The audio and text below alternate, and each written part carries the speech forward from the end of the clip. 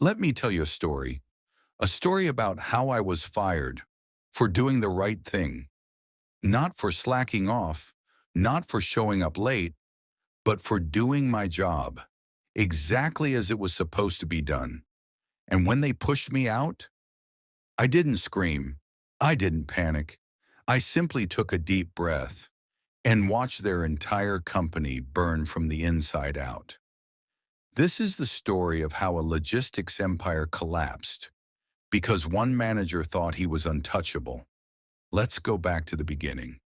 I worked for a company called Falcon Freight. It wasn't Amazon or FedEx, but it was big enough. A decent name in the regional freight business, with over 100 trucks, a warehouse that ran 24/7, and contracts across the state. I was the fleet operations supervisor. That meant I tracked drivers, managed their routes, oversaw maintenance, and, most importantly, made sure every truck on the road was safe. I was proud of my role. I took it seriously, because these weren't just trucks. They were people's lives on wheels. But not everyone saw it that way. My boss, let's call him Rick. Slick hair, expensive suits, always smiling, always scheming. Rick didn't care about safety. He cared about numbers. He wanted every chart to go up, every report to look flawless, every truck on the road, even if the brakes were hanging by a thread. At first, I ignored it. I just wanted to do my job and go home. But little by little, I saw what was really happening behind the curtain. Rick would tell drivers to skip brakes, to ignore warning lights, to work extra hours, off the record. He started adjusting reports I submitted, removing red flags, falsifying checklists, anything that made his department look cleaner. I tried to speak up. He always shut me down with a fake smile and a threat buried in sugar. You're too smart to worry about little things, Jordan. Focus on the big picture. But I kept seeing things that made my stomach turn. And then came the crash, the one that changed everything. His name was Marcus, one of our oldest, most experienced drivers. He'd been hauling freight since before I graduated high school. Never missed a day, always triple-checked his rig, the kind of guy who didn't complain unless something was seriously wrong.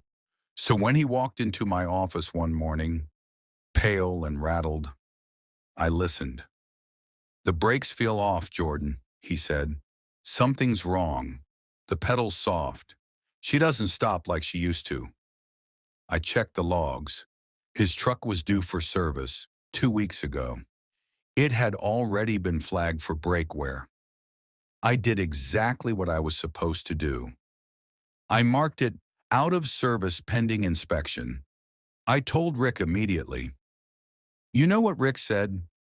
"Send him out anyway, just clear it in the system. We can't afford a delay on the Big Sky route." I stared at him, dead in the eyes. "That truck isn't safe, Rick." And his response? Just a smile, a shrug. "Then don't worry about it. I'll handle it." The next morning, I checked the system. Someone had logged an inspection clearance, using my name. I didn't authorize that. I didn't even touch the form. Marcus was already halfway to the state line in a truck I knew. Should have been in the repair bay. And then the call came. He crashed, wet road, downhill slope. The brakes failed. The trailer jackknifed across 2 lanes. Miraculously, he avoided hitting anyone else. But he was thrown forward, crushed his leg, and tore his shoulder. I rushed to the hospital. He was in surgery. His wife looked at me like I had sent him out myself. I went back to the office, furious, shaking. I walked into Rick's office and asked, why? He didn't deny it, didn't even blink. "That's why you don't put things in writing, Jordan." That was it. No guilt, no remorse, Just a man who thought he was untouchable. And a week later, HR called me in. They had a folder of vague complaints. Unprofessional conduct, not aligned with company values, insubordination. I was fired, escorted out of the building like a criminal. I remember standing in the parking lot, staring at the company I helped build. And that's when I made the decision. I wasn't just going to walk away. I was going to burn this place to the ground. I left that building with nothing. No severance, no apology, just a warning to move on quietly. But I didn't leave empty-handed. You see, I had already been preparing for something like this. I had backups. Every email Rick had altered, I saved the original. Every falsified report, I had a printed copy and a time-stamped version saved on a personal drive. Every time he told me to adjust a record, I wrote it down in a private file. Even the night he snuck into the system and faked my name on Marcus's report, security cameras caught him walking into the back office, alone, after hours. That was just the beginning. Over the next 3 weeks, I built a war chest. Archived reports, maintenance logs, vehicle inspection falsifications, signatures forged under my ID, screenshots of system edits, even private messages from Rick to drivers pressuring them to work overtime off the clock. I didn't want revenge. I wanted a legal kill shot. So I started reaching out. The first person I called was Marcus's wife. I told her I had evidence, proof that the crash wasn't an accident. She cried on the phone, said the company tried to pay them off. Hush money, she called it. $5,000. A joke. I offered everything I had to their attorney. He was young, aggressive, and smart. Loved taking on corporations that thought they were untouchable. Then I reached out to former drivers. Remember, Rick had been running this show for years, and a lot of people had been burned. One former dispatcher had audio recordings from meetings where Rick flat out said, "Dot audits don't matter unless someone dies." Another ex-driver sent me text screenshots. Rick told him to sign off on a bad tire and just drive careful. That driver quit the same day. A mechanic, who'd left the company months before, emailed me a written statement. Rick had forced him to mark failed inspections as passed, or else lose his job. I wasn't just collecting evidence. I was building a network. One by one, people started opening up. Turns out Rick hadn't just screwed me over. He'd been stepping on people for years, and now they were ready to step back. Once the files were organized, I sent 3 packets, one to OSHA, one to the Department of Transportation, and one to the State Labor Board. Each included falsified logs, photos of unsafe vehicles, testimonies from drivers and mechanics, proof that Rick personally overrode safety protocols, evidence that I was terminated after trying to stop it. And then I waited.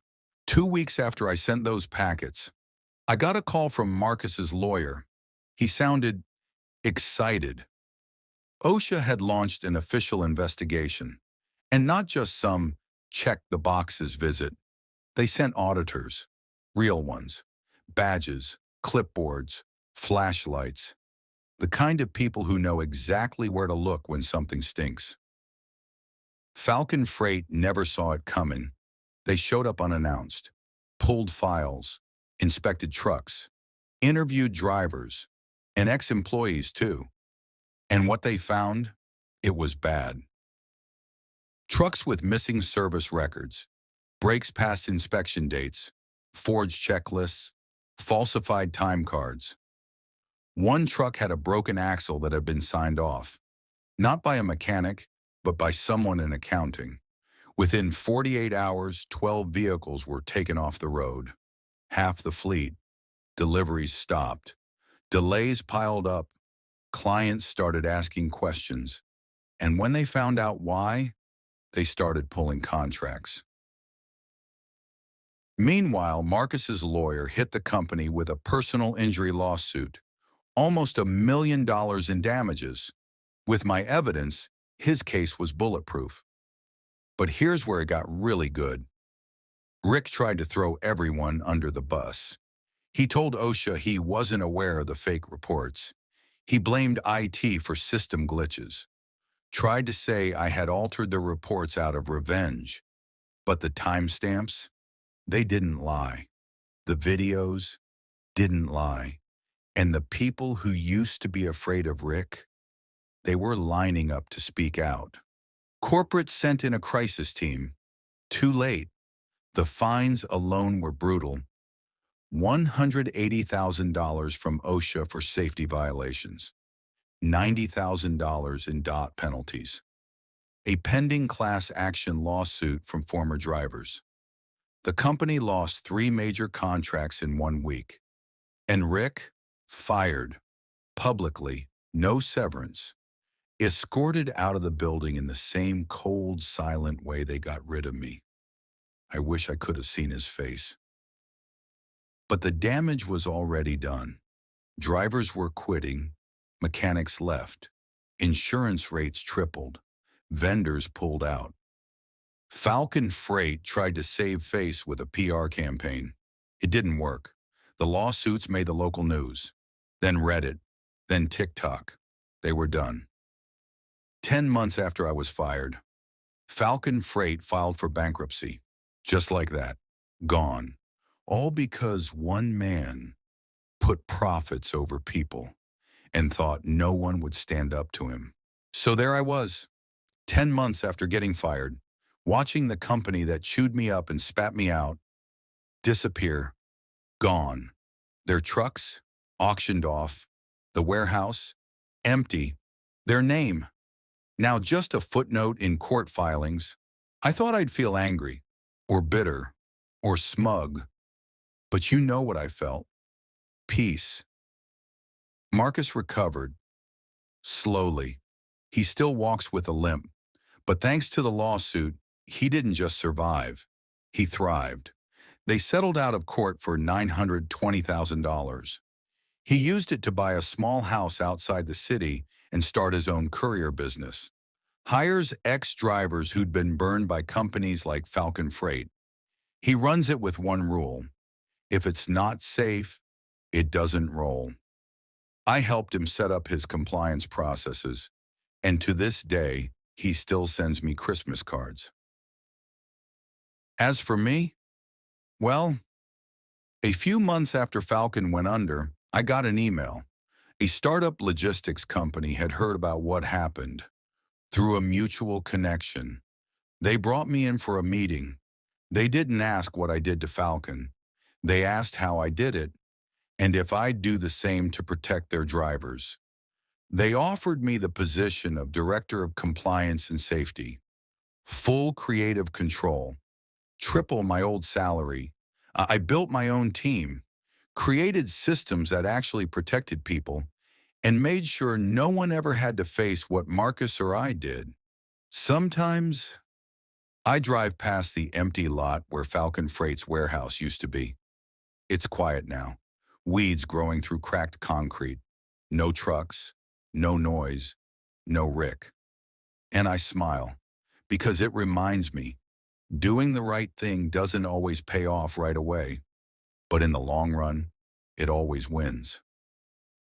I got fired for doing my job, for telling the truth, for refusing to lie. But in the end, I didn't just survive, I won. And Rick, last I heard, he tried applying to another freight company, didn't even make it past the background check. Turns out, word gets around when your name is on 6 government reports. So yeah, if you're ever sitting in a conference room and your boss tells you to just fudge the numbers, remember this story. Remember what happens when you push the wrong person too far. Because some people, they don't burn bridges. They light matches and bring down the whole damn building.